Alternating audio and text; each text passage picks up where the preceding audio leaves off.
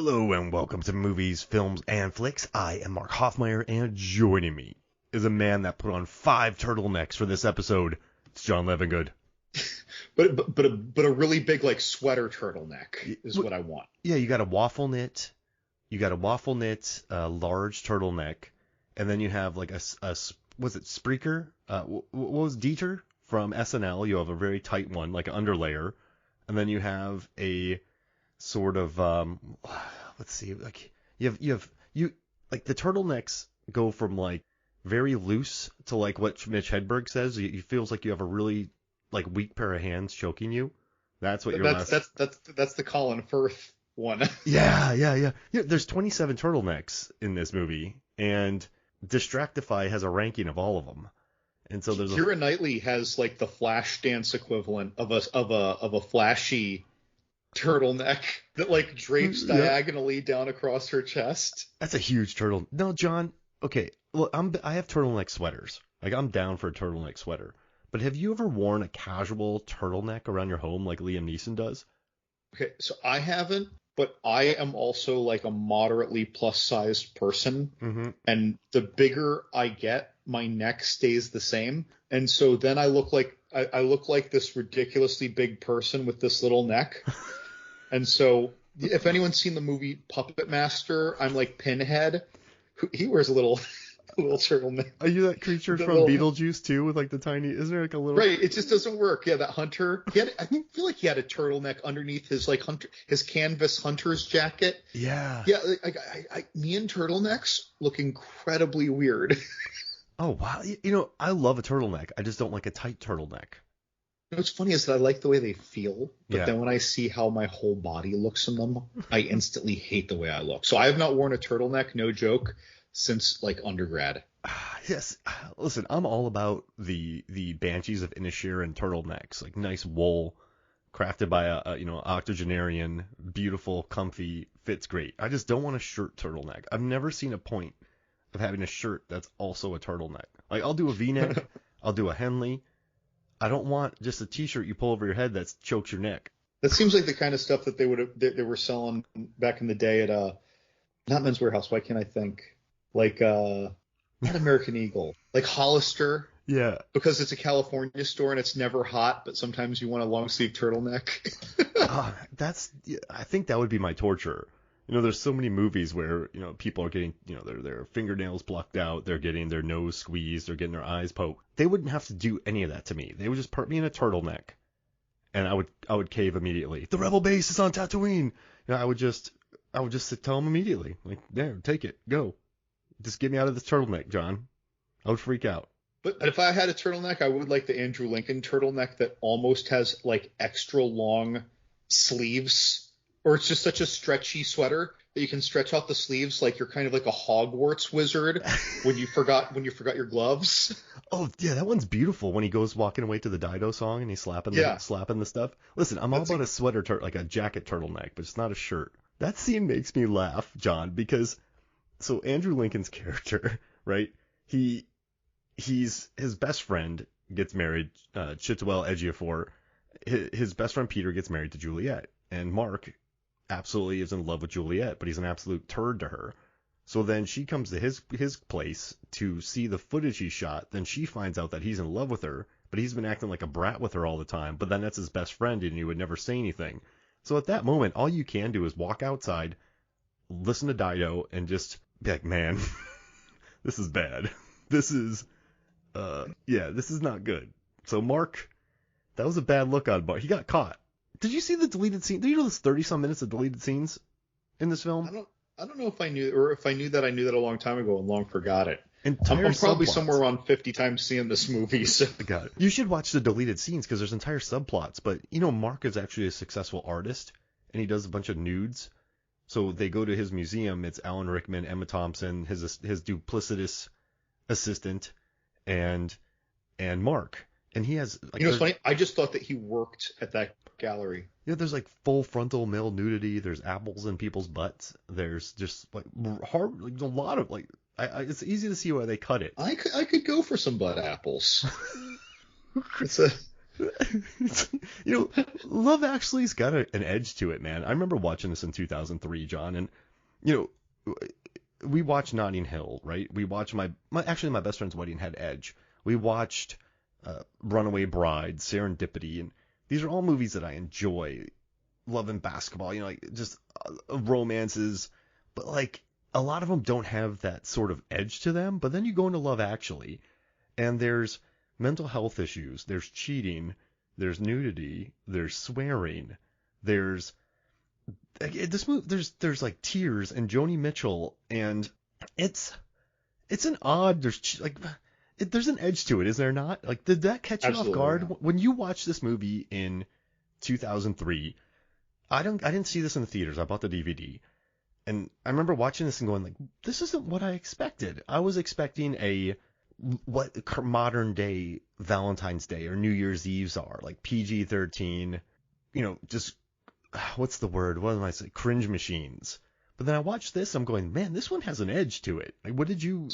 Is that why you keep coming back to it? I saw this twice in theaters back in the day. Twice. 22-year-old jaded John saw this twice in the theater with a high school friend who went to UF with me. And then Christmas break came around, and I saw it again in theaters with my dad because it was that good. And to me, yeah, I kind of viewed it as it seemed like it was going to be like, yeah, an adult rom-com. And I think back then I kind of felt like it was an adult rom-com. And I don't know if I'm making up this term, if adult rom-coms really existed then. I feel like it was either the more serious, dramatic Sleepless in Seattle. Granted, I'm talking about the 80s here, but like a more serious, dramatic, a less feisty dramedy, right? Or it was more of a PG-13, more fun thing. And this seemed to marry that. It married the themes of the serious movie and the feistiness, while still keeping an older, not old, but still, a more mature cast.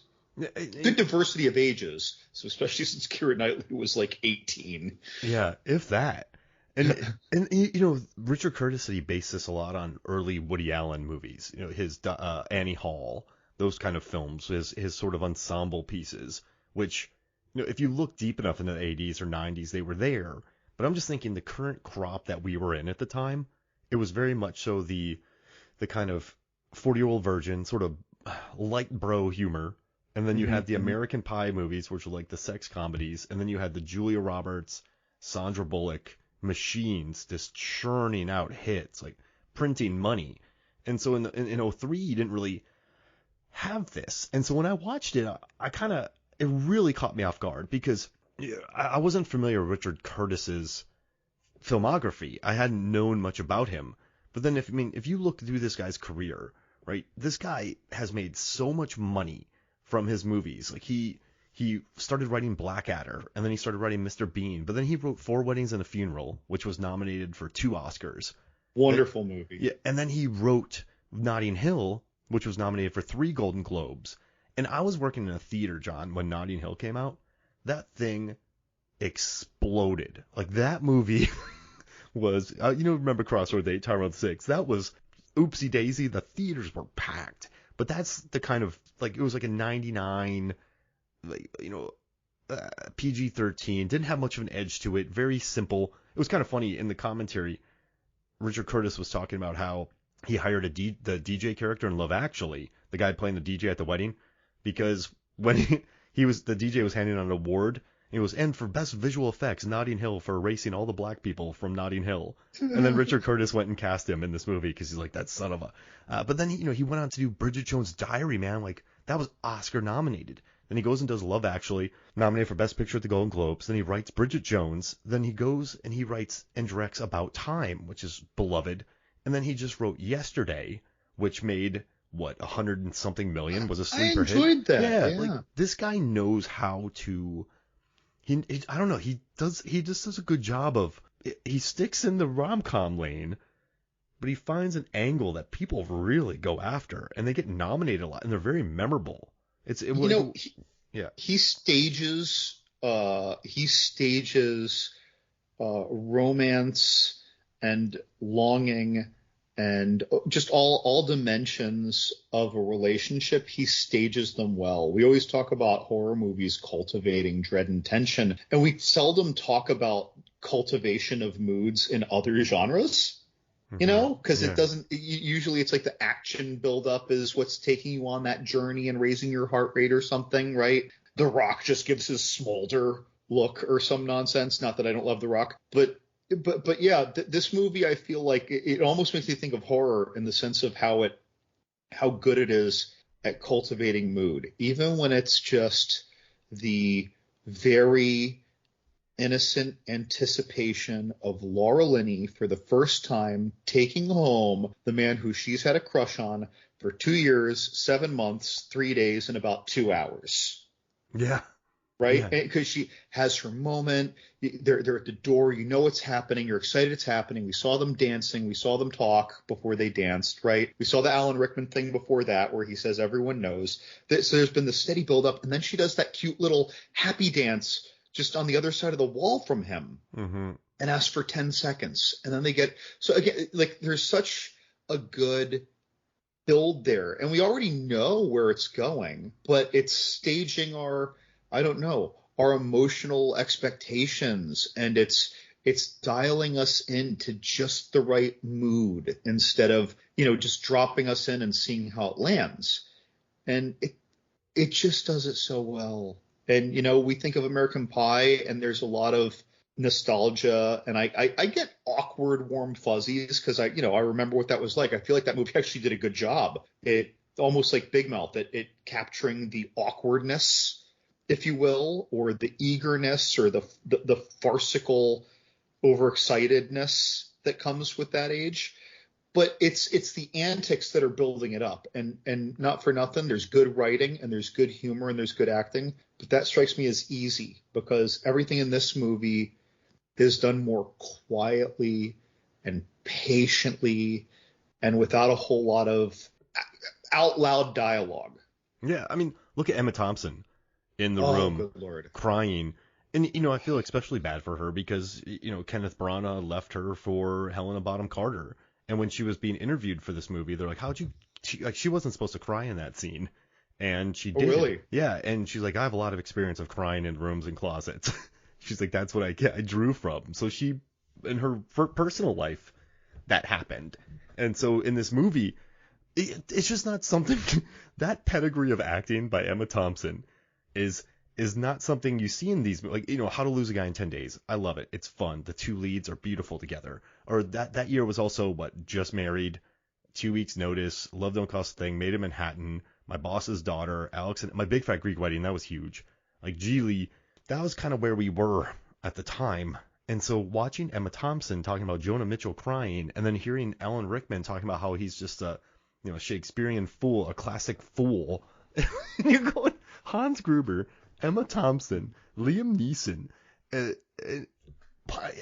There's a quality of acting to this, and also too, I really want to bring you back for this because we talked Trick or Treat, which is an anthology series that's a Halloween classic. Now we're talking about a Christmas classic, but this movie has so many different plot lines going on that you can sort of be a tourist to this movie too. If you don't like a certain plot line, like you don't like Colin Firth's plot line, who cares? It's 3 minutes. Like move on to the next.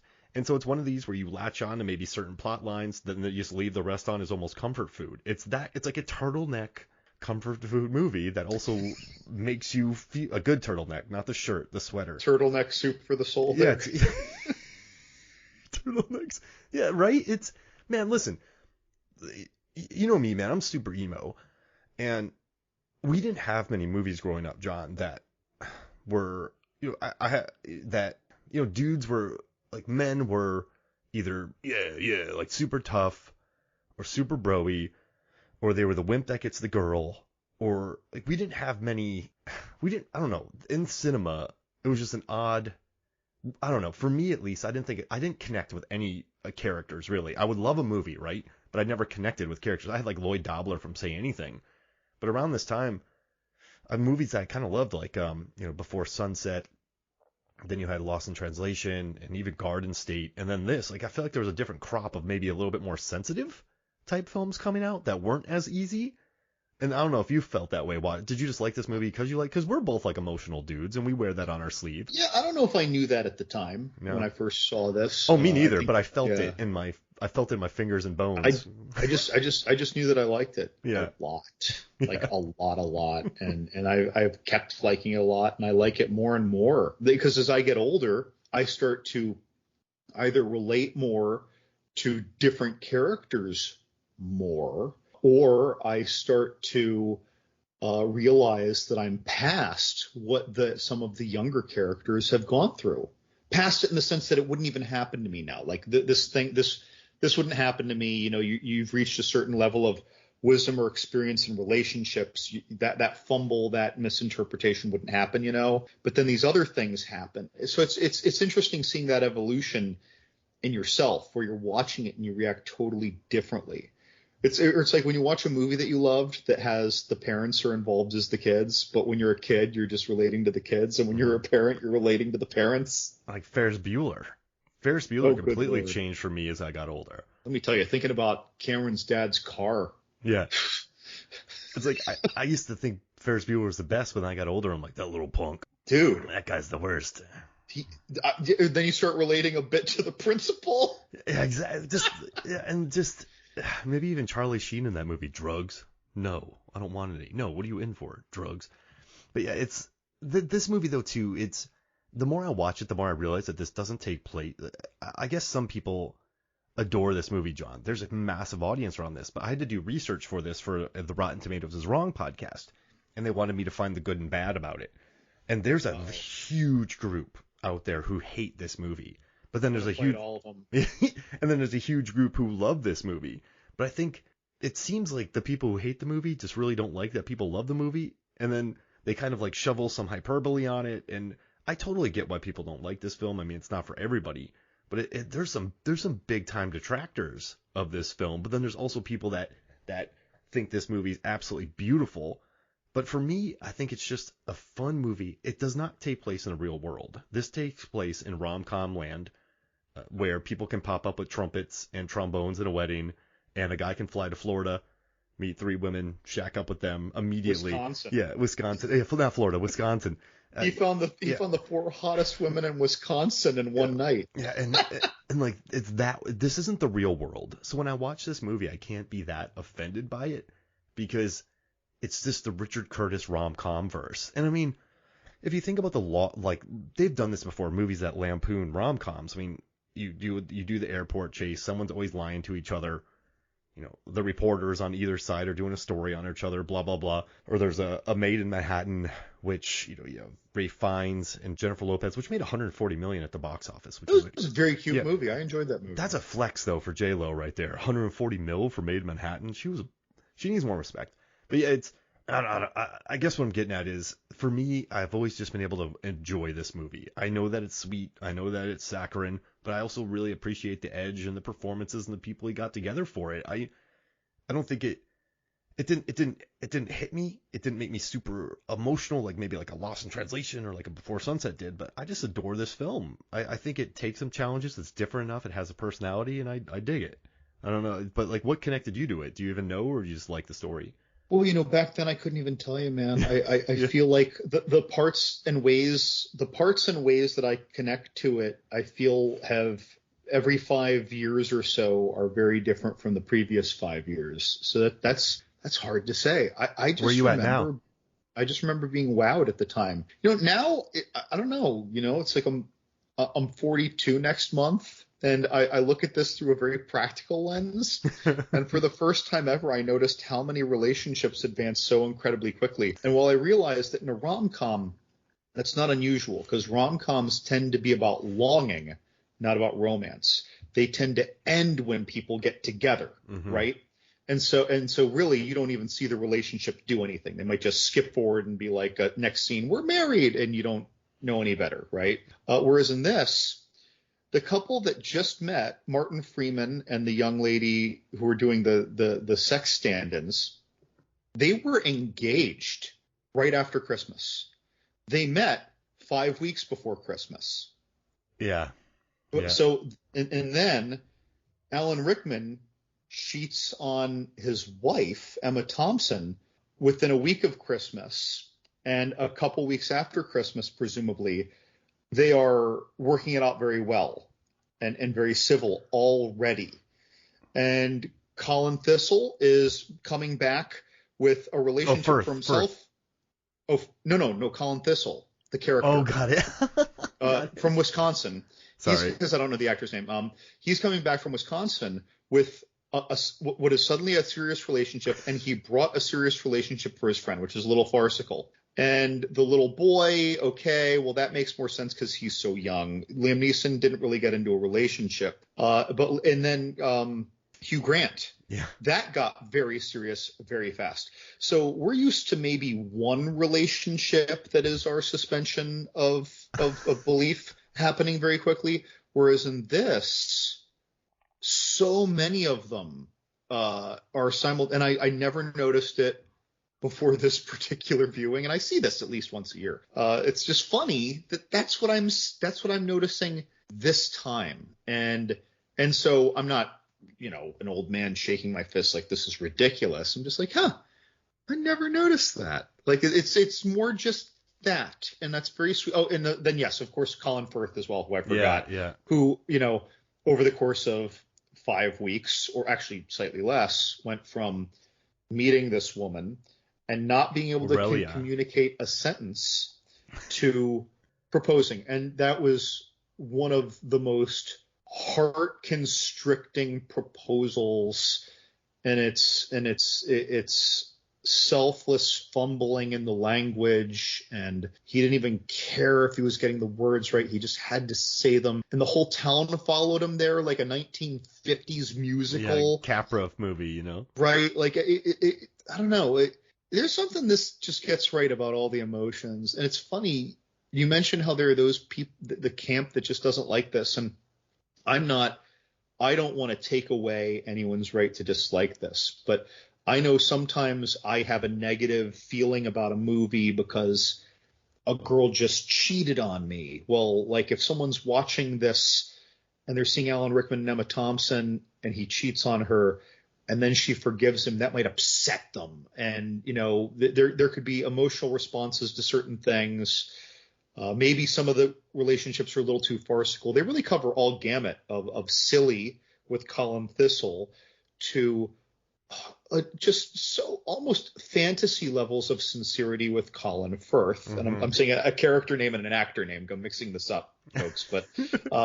But there's 80 actors in this, John. Right. It's totally fine. It's just so endearing with Hugh Grant, and so painful with Emma Thompson. And so it's covering this big range. And that's the other thing. I feel like a lot of people give like a horror anthology a hard time because, they might think a bunch of the stories were stupid or a bunch of them were low quality. Whereas I love them because I get to see people trying a lot of things.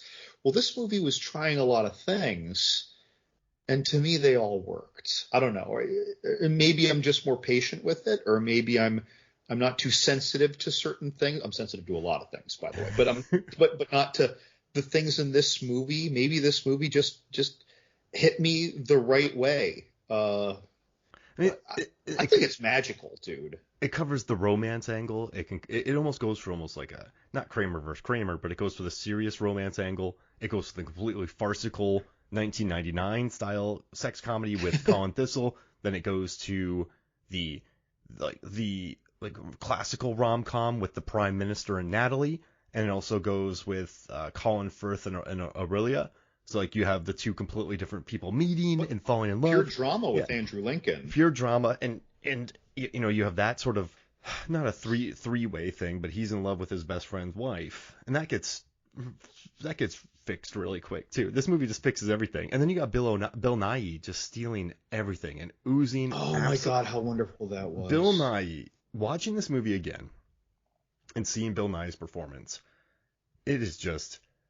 It's beautiful, and just the way he tells the truth. Well, thank you for telling the truth. And then at the end, when he's supposed to go to a party and he goes back and hangs out with his manager and watches porn, and the two just sort of hang out, and he's so mean to his manager. But watching the two of them, and watching Bill Nighy, and watching him float through and float in, and watching Rowan Atkinson He wanted Oh him. my God, my favorite character in the movie. Originally supposed to be an angel in the script, and he's the one that's sort of delaying it. He's at the airport. He's at the jewelry store. He is sort of the if you think about rom-coms too, man, you got the Preacher's Wife. You got different movies where people come back from the dead and come back. You have the spiritual element of it. So then you have this sort of angelic presence in the movie. Were you just conjuring Chances Are with Robert Downey Jr. when you said come back from the dead, or were you thinking of something else? Maybe who knows what's in my head, but I wasn't conjuring that, but maybe it was there. But it wasn't. What was I was like Ghost of Girlfriend's Past. Then you got like the one movie where Eva Longoria's dead and she's an angel. Then you get oh my God, I remember and then that movie where like the angel comes to Earth and helps people get like not Children of Men, City of God. Wait, no, City of Angels. Okay. City of God was a rough one, or not? Yeah, the City of God was rough, and Children of Men was rough. Not those. Yeah, they're completely different movies. But yeah, you have every element of rom-com to romance in one movie. So this is, I mean, listen, Richard Curtis wrote this. He wrote Four Weddings and a Funeral. He knows, and also Blackadder, he knows comedy. So he knows every aspect of the rom-com. He put them all into one. Instead of an anthology series, he blends them all in together like Trick or Treat, sort of blends the different stories, and it pulls off. I mean, this movie, it made $150 million in its initial release. It didn't do huge in the States. This movie only made, $59 million domestically, but it was up against Elf, Matrix Revolutions, Master and Commander, The Cat in the Hat, Gothica, and Bad Santa, but it had a good hold. It only opened at $6.8 million. So, I mean, that's not a lot of money, John. Like, this movie didn't do huge in the States, but since then it's blown up on DVD. I mean, everyone had the DVD. So, you have a guy who completely understood it, told a bunch of different stories in it, and it has connected, man. This movie has connected. I mean, the music, the Mariah Carey cover, just the Beach Boys song, the footage at the airport. It's a weird one, man, but it's connected with me, I don't think it feels cynical. I think you watch some rom-coms and they are so stock, John. It's just A, B, C, D, E, F, G. And listen, it's great sometimes just to sit down and watch a rom-com where you don't have to feel or think. And that's fine. You need to turn off sometimes. I watched The Invitation the other night and it was beautiful. I just laid on the couch and just had a big smile on my face because sometimes you need that movie. But this isn't one of those, man. Why do you think it's called classic? Why do you think it's held on? This is what I'm trying to get at. This is a big question for you.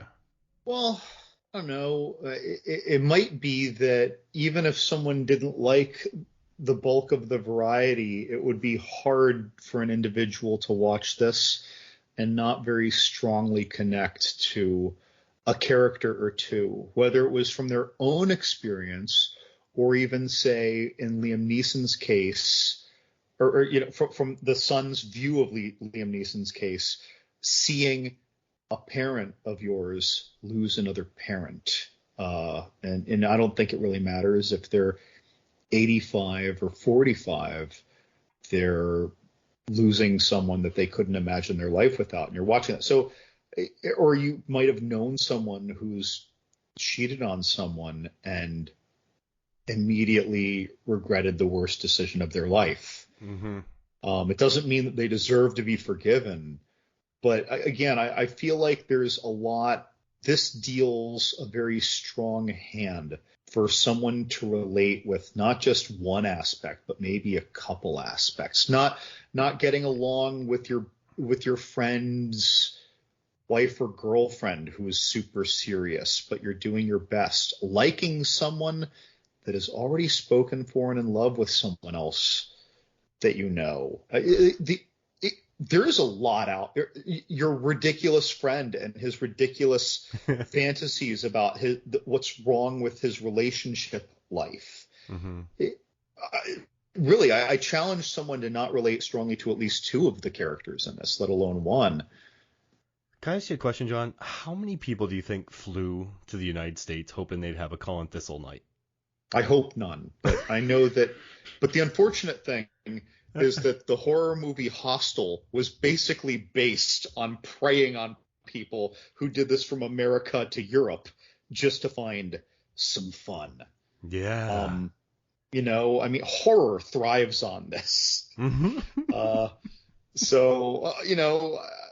I feel like it's more likely the rowdy American going elsewhere for it, but I'm sure it can go any which way. Oh, hey, and so John, I feel like this is a movie of moments. In this movie for me, when I think about it, I think about moments, like it's specifically Laura Linney picking up the phone and Laura Linney with her brother when he goes to punch her. Like it's such a sad thing, but she's not just going to turn that off. Her whole life, she's probably been taking these calls, so she's not going to change it the night she meets Rodrigo. Oh gosh, what's his name? Rodrigo Santoro. So they're not going to. She's not going to change her life because of that. Like it's just a really interesting thing for a movie because in another movie, she would just stay with Carl, not pick up the phone. It's like that moment just when he tries to hit her and she grabs it. I remember watching that for the first time and going like, "Whoa, this. Wait, what am I watching here? This is quite different." But I really dug it, and I like the relationship between Hugh Grant and Martine McCutcheon, Natalie. Like he wrote the movie for Natalie, but then he changed the name in the script to another like he had her name in the script, but then he had to change it to Natalie. So when she read for it, she didn't know that she already had the part. If that makes sense. Sure. And just watching them in the car with the little kid in between them, and then his driver starts singing. Like I adore that moment. And oh my God, that Scottish bass. Yeah. When he starts singing, and then Hugh Grant turns around out before it even happened. When those three little girls start dancing, it looks like the one in the front is literally running in place, and it's like that someone just said, "Okay, girls, now dance," and one of them had no clue what a dance was, and she just did something wacky. It's so there's so many things about this movie that are so sweet. I hate you, Uncle Jamie. I hate Uncle Jamie. And just Bill Nye and everything he does, and he finally gets his song, and he's like, the way I stretch the vowels into the song, Christmas is all aurora. Like moment of what is it, cruel crassiness, where we squeeze an extra syllable into the fourth line. And the whole time and then he writes on the thing, I have little pricks for the boy band, right. Just help an old guy out, give me the number, and let's hit the number one. Like it's just. I don't know, what moments for you? Because for me, this is a movie of moments. I know there's overriding storylines, but I really like the moments. And so what are some moments that you love that whenever you watch? I know it's changed over the years, but like what, if there's a timeline or what do you love? Just if we're talking about moments, when you mentioned the caroling, and I love when the Scottish driver cues in, but what I really love is when Hugh Grant agrees to sing the carols, the way those three little girls sound when they yell "yay" it almost seems like those girls were actually given a surprise off camera and they recorded it. It was the sweetest sound, and I was watching this with my girlfriend Sarah, and I literally said, "Oh my gosh, listen to the girls," and they do it, and it's like, oh my gosh, like I just fall apart. It's so cute, and I don't know. What moments? I mean, for me, they're shocking moments. Like the moment that I realized that Alan Rickman walked through the door, said, "God damn it, woman, can I have any secrets?" after she says, "You've been gone for hours. What have you been up to?" And then we cut to the next scene, and it's Mia in her underwear in her bedroom putting on her gift. Like it's just like holy, like the balls to do that. I don't know. But mostly it's fondness though. Most of these relationships, all these things, the ups and the downs, I don't know. I think that I just find little ways to relate to so much of it, or have heard my friends' stories. When your friends confide in you, even if you haven't lived it, you can relate to some of these things that the most ridiculous things in this movie, the most far-fetched things in this movie, and then the most boringly practical things in this movie all feel incredibly familiar and incredibly important to somebody. Absolutely. I mean, a good trip that you take overseas. Like you remember a good trip you have. Like when I was going to say your Daytona Beach trip. But with your brother. It's and what's interesting? I seem like the fire truck chase in Con Air that I always forget about. I always forget about the stand-in scene. I forget about the Wisconsin scene.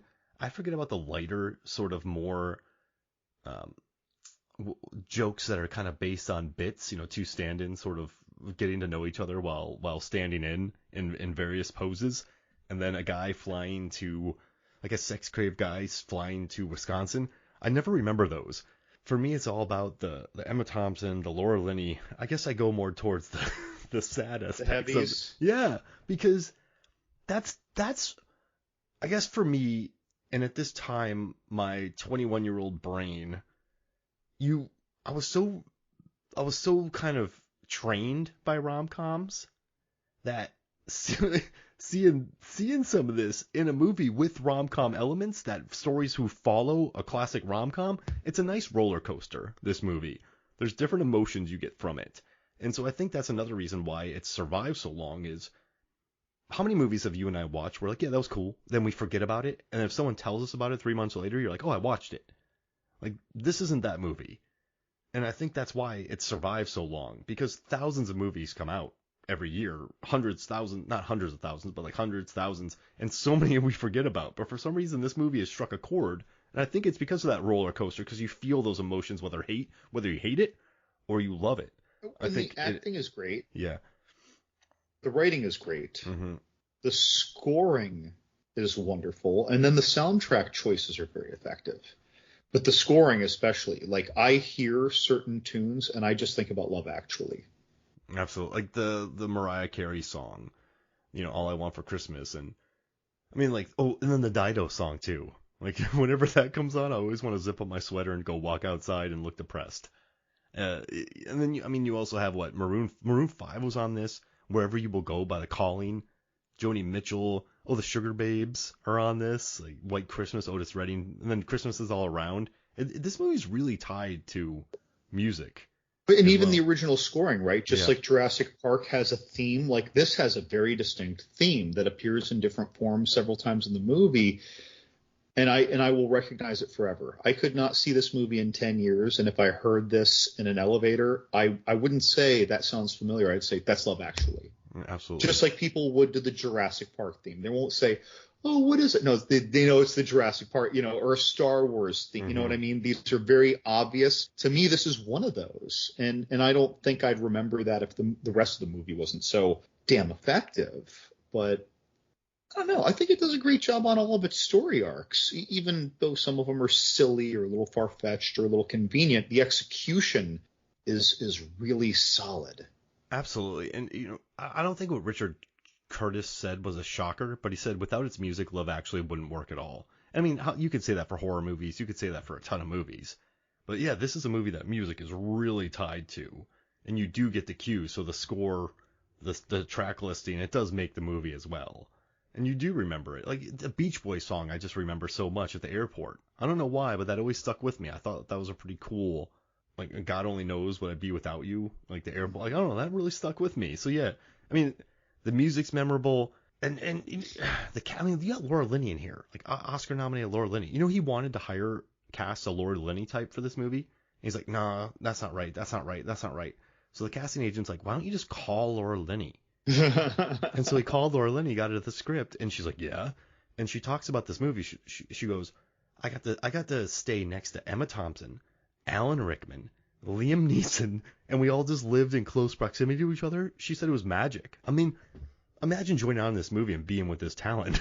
I mean, Liam Neeson wasn't in his action phase yet, but he was Schindler's List, dude. Like, this guy was, just a big time actor. And so you're with all these really great actors, and it's easy to understand. It's cool. One more thing. Who do you think has the most screen time in this movie? Oh God, if I had to guess. Yeah. Okay, I'm gonna go Hugh Grant. Okay, so Hugh Grant has, where is Did you break it down? No, someone did. Hugh Grant has, you got the second highest by 1 minute. It's Hugh Grant with 31 minutes. And then Emma Thompson with 32 minutes, because she's in scenes different. She's with Liam Neeson, she's with the kids, and then she's with Mark later on. Martin Freeman, and let's see. Chiwetel Ejiofor has the least amount with 10 minutes, and then it's Colin Frissell. Colin Frissell only has 11 minutes of screen time in this movie. He's very memorable. Yeah, exactly. Yeah, and then like Andrew Lincoln only has 19. Alan Rickman has 28. So the people who are on screen most in this movie are Emma Thompson, and then it's Hugh Grant, Liam Neeson, Natalie, Martine McCutcheon, and then Tommy Bronis Sangster, and tied with Colin Firth. Oh, and Alan. Yeah, so those are the ones who have the most amount of time. And the person who is the like linchpin who talks to the most characters is Laura Linney, because she talks to, let's see, Andrew Lincoln. Andrew Lincoln. She talks to Emma Thompson. She knows Alan Rickman. She knows the secretary. She has Rodrigo Santoro.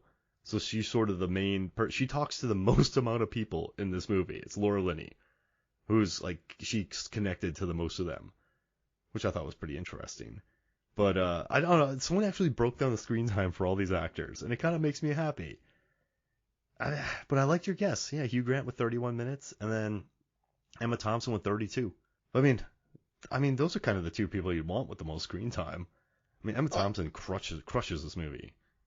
Well, I feel like they're the most conflicted and the most thoughtful characters. That's not to dismiss anyone else, but I feel like Liam Neeson's problem is more straightforward and more rationalized, whereas Hugh Grant has a lot of denial from the start of his romantic interest.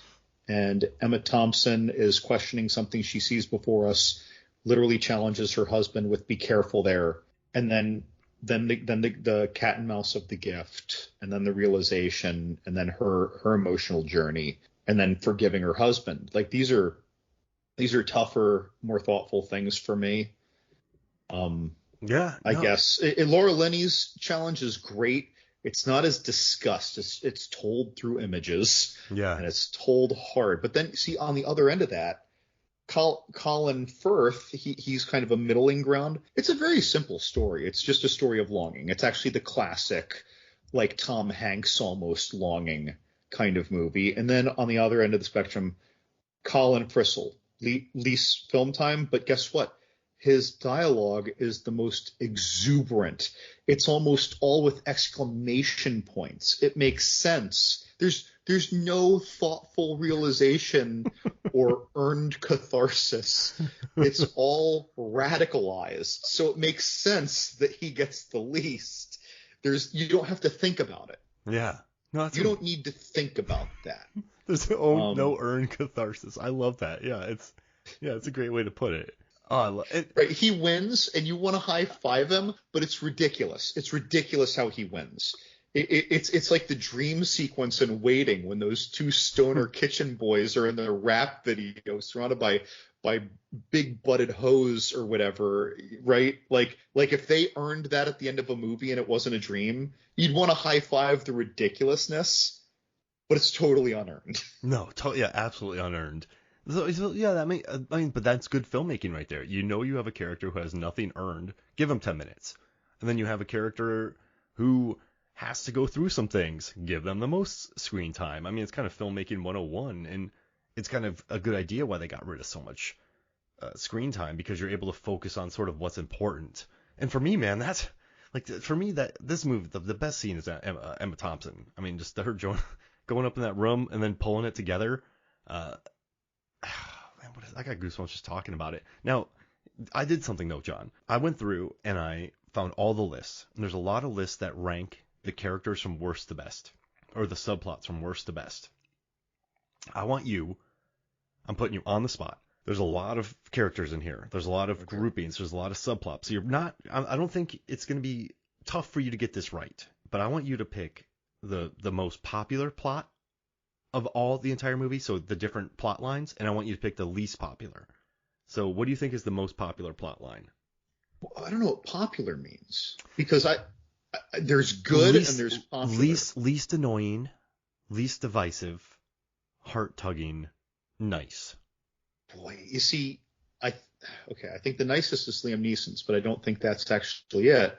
Or Sam's. It has a wonderful ending, but I don't know. I think that Hugh Grant is such a show stealer in this, and he fights for his own confidence when he takes the office. He fights for his country when he's bullied by the American president, Billy Bob Thornton. He fights for his employee. Well, no, he doesn't fight hard, but he eventually he decides that he's worthy of this when he thought he wasn't and he shouldn't.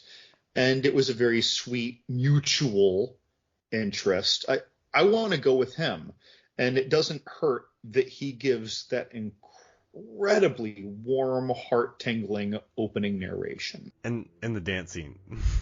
And, oh, God. Oof. That he didn't want to do, and they saved it for the last day of shooting, and he was lip-syncing during it, which made the edit impossible because it's really hard to sync together. So I'd put him at number one. So I love that you did that.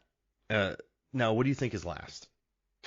Honestly, I'm going to say Emma Thompson and Alan Rickman because people are upset about it emotionally.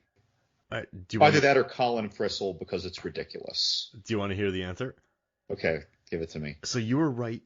Your first guess was right. It's Daniel, Sam, and Joanna because he teaches the drums, the singing. They love that subplot. Okay. People love that because it's the least, like, it's not a dude going to Wisconsin. It's very straightforward. I want to get my son feeling better. He has a crush on a girl. Let's teach him drums. Let's bond.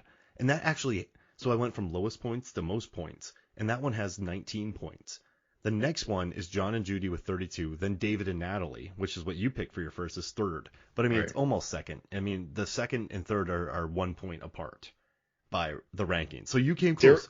Dare I say, if Joanna didn't sing Mariah Carey's All I Want for Christmas Is You, I don't think Sam would have won. Yeah, exactly. But I mean, it was like the runaway winner of it because it's the least offensive, right? It's the least, how Oscar, when a movie wins Best Picture, it's not because it's the best movie, it's because it didn't get it wasn't divisive. So sometimes a movie will get, this is the best movie of the year, some people hate it. So the best movie of the year is always that like ranked number 4 of all the movies. So this number 1 and the last one, people hate the Julia, Peter, and Mark plot line. People hate Andrew Lincoln's character and his signs. Like, people find this, like, people think this guy's a serial killer. People think he's a creeper. This was by far and away the lead. Like, it is weird. Don't get me wrong. It is weird. It's worse than Colin Frissell. Like, and I went through a ton of lists. People, you know what it is though? People are just mad about it because he shows up with signs, does the thing, and then she runs after him, kisses him. Like, that's your best friend, bro.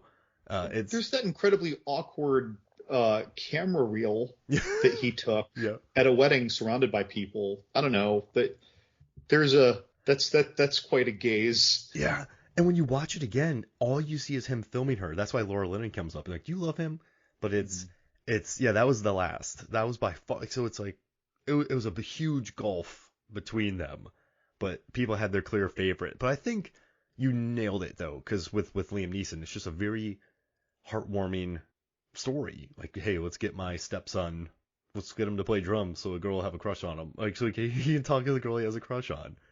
Would you ever dance back up any of those songs? When you were younger, John, did you ever dance back up to a Christmas song? I definitely did not. I think you could have done it. Those moves those kids were doing, you could have done that. The moves the teachers were doing, I could probably do. Maybe I could do that. That was pretty simple. No, but yeah, so I just wanted to add, I just thought that might be fun to kind of bring up there, the thing. But I don't know, man, this movie, I like it. I know that's not anything articulate, but I think cult classics have personality. And this movie was a hit when it came out, but I think to remain a hit or to remain with word of mouth or to build a cult-like audience, it has to have a personality, don't you think? Yeah. Yeah. Like, look at Boondock Saints, or look at Donnie Darko, or look at Rocky Horror Picture Show. Those movies have personality in spades. So it's I don't know. I think this movie has it. I think it's different than most stuff that was coming out, for sure. Are you a fan of the traditional rom-com? I think so. It's just not necessarily my genre of choice, but I mean, I love You've Got Mail. Yeah. I do. And I like Sleepless in Seattle. It's just not quite my generation's rom-com, right? Mm-hmm. But I don't know. Usually the rom-coms I like are sillier. They were at the time saving Silverman. So, really a ridiculous calm. Shh, I'm in the kitchen. Shh, I'm looking in the refrigerator. Shh, nothing in here. But I will say, I loved that awkward moment, but I also love Zac Efron. Well, yeah, I mean, Imogen Poots is in it too. She's always great. Michael B. Jordan, Miles Teller. What a cast. Yeah, great. It's a wonderful cast. Everyone does a great job, but like I quite like that. And recently, so I just realized this. So no joke, this year and last year combined, I've probably seen the movie Long Shot 5 or 6 times. Oh, with Seth Rogen and Charlize Theron? I honestly believe that is in my top 20 or top 25 movies ever, because it's so on point, it's so smart, it's so consistently pleasing and clever and honest. It's ridiculous, but it's honest, and I believe it all the time. And I love that movie. I've seen it multiple times. And it's a rom-com I've seen multiple times here. The only other rom-com I can say that I want to see multiple times in history in a short period of time is Love Actually. It's just those two. That's it. And after that, it's The Thing, it's Poltergeist, it's The Fifth Element. Then we go into my genre stuff. But this is Love Actually and now Long Shot are solid irregularities in my top movies. I'm a Cusack guy. Better Off Dead, One Crazy Summer, The Sure Thing, Serendipity, Must Love Dogs. I don't know. I just like Cusack's vibe in rom-coms. That's what I like. See, I like those movies, and I can love his vibe, but I don't love any of those movies. Right. At least, let me rephrase. I haven't remained in love with those movies. I loved those movies at a time, and either they have worn more lightly on me, or they were just for me in that phase of me or something. I don't know. Yeah, no, it's I don't know. He's non-threatening. He's non-bro-ish.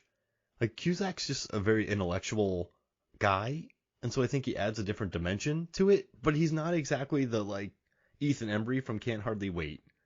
He's right. not the Heath Ledger from 10 Things I Hate About You. He's not. He's sort of the. He's kind of a cool guy in all the movies. For me, the best Cusack rom-com staying power movie is also one of the more recent ones ish. That's Grosse Pointe Blank. But that's also a cross-genre movie. Yeah. It's a cross-genre movie, but it's very good about its rom-comminess. And that is that one has stuck with me. That's the one where I can, someone in a room could be like, "Hey, you want to watch Grosse Pointe Blank?" I'll be like, "Yes." He and Minnie Driver are so good together in that movie. They just found that they click right there, and I dig that about them. They make me so. That's what that's one of my favorites, John. I love that one. I love that movie. Can I drop some more data on you before we get moving on? I got some funny stuff for you. All right. I will brace myself accordingly. All right. So Richard Curtis, he kind of based his Bill Nighy character on a kind of truth-telling bad rock star. So he's a huge fan of John McEnroe, John Lennon, and Bob Dylan. And so he wanted Bill Nighy to be that guy. John McEnroe, the tennis player. Yeah. Like okay. I guess he was kind of the rock star of tennis. There's a great documentary out about him, by the way, but he always spoke his mind. Like he wore his heart on his sleeve. And I think people love him or hate him. That guy was telling you the truth, the truth of what was going on. And that can, I think people who always tell the truth can become quite pompous and full of themselves because I'm the one who says the truth. Like, no, it's kind of subjective what you're saying. But he likes that there are people out there who at least aren't telling the truth but speak their mind, and they tell you what they're thinking. Because, John, when someone says something to you and you're like, just tell me the truth, it's cool. Like, just let me know. Like, I know what's going on. Just tell me. Like, we're fine. And they're like, no, like, it's annoying. So he based that on that, which made me pretty happy. And then he also had he also had scripts originally for the Colin Firth storyline and Hugh Grant storyline as their own movies. These were their own movies that he just said, nah, I'm going to cut 3 hours out of them, and I'm just going to put them in this film, which is good because they're the same movie, different plot. A guy gets cheated on, meets a Portuguese assistant, maid, yeah, and then another guy, the prime minister, marries the help, which for lack of a better word, doesn't she say I'm your what does she say when she introduces herself? She doesn't. And I remember joking about that when we were just watching it. He's in charge of the house. She's in charge of the kitchen or housekeeping, and this is Natalie. And all we ever see Natalie do is bring him tea. She's in charge of tea and biscuits, apparently. Yeah. Yeah, I mean, that's a big duty. But yeah, those are their own movies. And I'm kind of glad they just shoved them in here because we get the whole, like, these are great condensed. Like, I got the whole movie, though. Yeah. Yeah. You don't need it. You don't need it. They like each other. She gets fired. They tell this entire movie in 28 minutes. And it's wonderful. And also, too, I was reading this thing about this. It says this movie has a plot line for every moment in your relationship, from first crush to the grave. And I think that's what we've already covered, and that's why people love most about it. So that makes me happy. I told you about the Laura Linney thing, and Richard Curtis, he didn't even know if he wanted to make this a holiday film.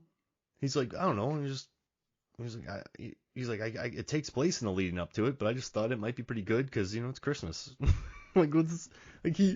He just threw. I think it maybe works because Christmas isn't the focus of it. Surviving Christmas, Christmas with the Cranks, like horrifying movies. But I think the Christmas isn't.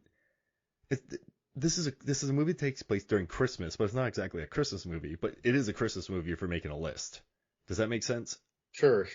And I think that's why it works pretty good because it's more of a rom-com than a gimmick of Christmas. Nothing in any of the plots relies on Christmas. Yeah. Yeah, no, none of it. At all. I mean, yes, like Alan Rickman is getting his assistant a Christmas gift, but if he wasn't, she just would have wanted a gift. It wouldn't have mattered that it was Christmas. Oh, what kind of thing do you want? Oh, I don't want something I need. I want something I want. It all would have played out just fine.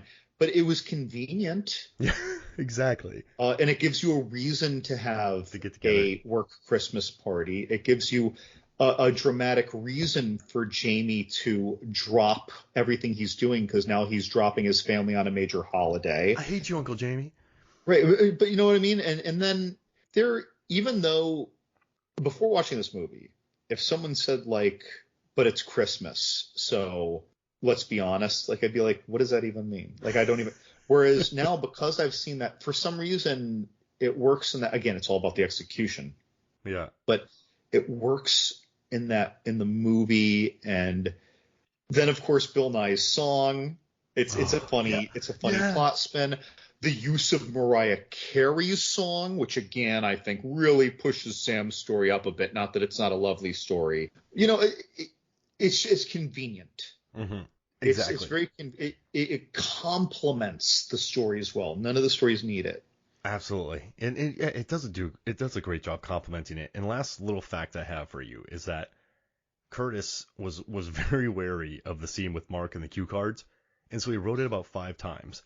And then he went to the women in his office, you have a production office, and he asked them to choose the least embarrassing message. And so he worked this out with the women in his office, like the production manager, the producers, the production PAs, but office PAs. He worked out the least creepy messages to make. And I don't know, I think that's kind of funny, and then people still hate it. So imagine what the first round of messages were. But that just makes me happy.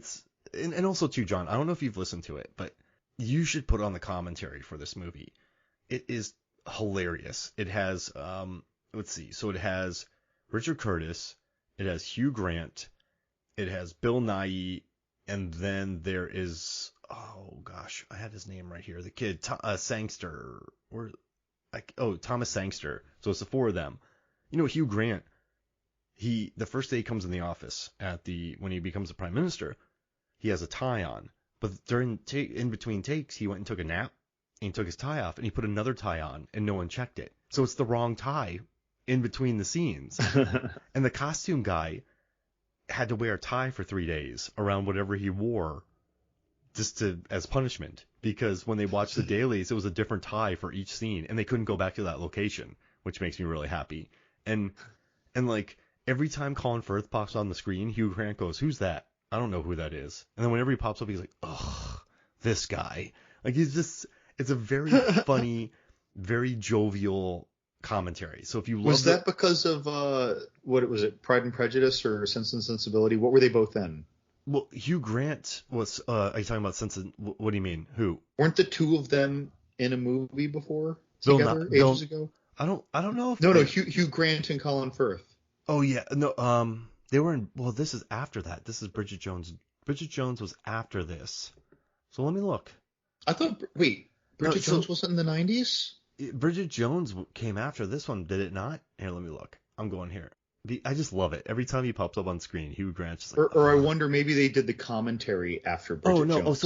No, my bad. So they had done Bridget Jones' Diary already when they had their big fight. And then, that might be why. So they had already been... It's clear, but it's so funny. Like, who's that? But the whole time, Hugh Grant was just... Who's that? I don't know who that is. But Richard Curtis... I don't know if I have that. I just have the DVD. Oh, it's on the DVD. That's all I have, too, yeah. And it's really... Okay. If you've watched the movie 50 times, it's just a funny, jovial... commentary track, so it's worth a listen. Now, John, that'll be a good meal prep day for me. Okay. Movie. So, John, we're gonna put a poll up. Do you want to do favorite Christmas movies? Oh dear. Favorite movies that take place around Christmas, or do you want to do favorite rom-coms of any time? I want to do Christmas. Okay.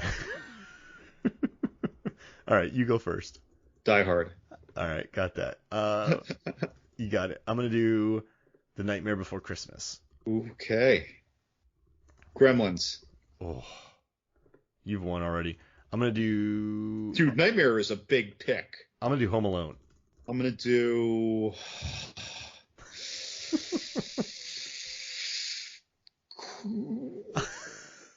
National Lampoon's Christmas Vacation. Oh, okay.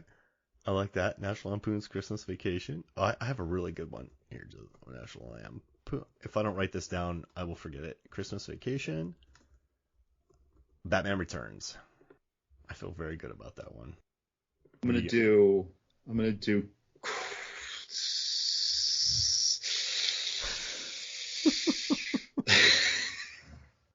Krampus. I want Krampus. Oh, Krampus. I love that. I'm gonna do Kiss Kiss Bang Bang. Oh yeah.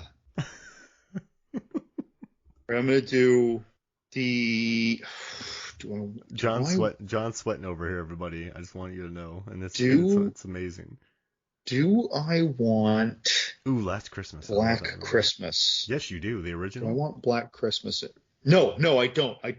It would be the original if I picked one. Scrooged. Oh. Okay, so you have Die Hard, Gremlins, National Lampoon's Christmas Vacation, Krampus, and Scrooge. I have The Nightmare Before Christmas, Home Alone, Batman Returns, Kiss Kiss Bang Bang. Can I give you suggestions? I need to go huge. I need to go huge. Coming to America. No, The Addams Family. Trading Places. That's a really good one. Oh, this is going to be a really incredible. This is going to be a good one. Oh my gosh. You know what? This episode's going quick. Let's go really fast, John. Let's do a rom-com draft. Oh, okay, shit. This is going to be harder for me. Am I starting? Yeah. Okay, well, long shot. Oh, there we go. Hey, good job. I'm going to take Grosse Pointe Blank. Love Actually. I thought the screen froze there for a little bit. You went really still. I was like, John, are you still there? All right, let's see. Oh, man. Okay, so rom-coms. There's so many good ones. Oh, my goodness. Okay, so we're taking the ones we love. Is Jerry Maguire a rom-com? Yeah, sure. Okay. I mean, it's a rom-dram, but you can use it. Can we do rom-dram-coms? I think that you can call it a drama or a rom-com. Got it. You know what I mean? Yeah. I feel like Well, thank you. It's like if we were picking best horror movies and you're like Alien and someone's like, that's a sci-fi movie. It's like, bro, chill out. Like, it's both. It's a dark, psychological, dark fantasy. So you're taking... Yeah, I took Jerry Maguire. That's a good pick. I want... Just Friends just doesn't quite hit it for me. Really? No, not that's a Christmas movie, too. Notting Hill. Ooh. Notting Hill. All right, I'm gonna do Always Be My Maybe because you got some people I like a lot in there. All right, who you got? This is tough for me, man. I just.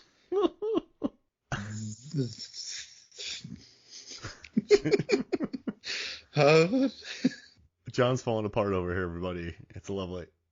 You've Got Mail. Oh, that's a good pick. You've Got Mail. Okay, I'm going to take Harold and Maude. That's a crazy movie. I'm going to take Harold and Maude. Why not? Let's do that. Ooh, Warm Bodies. I forgot to.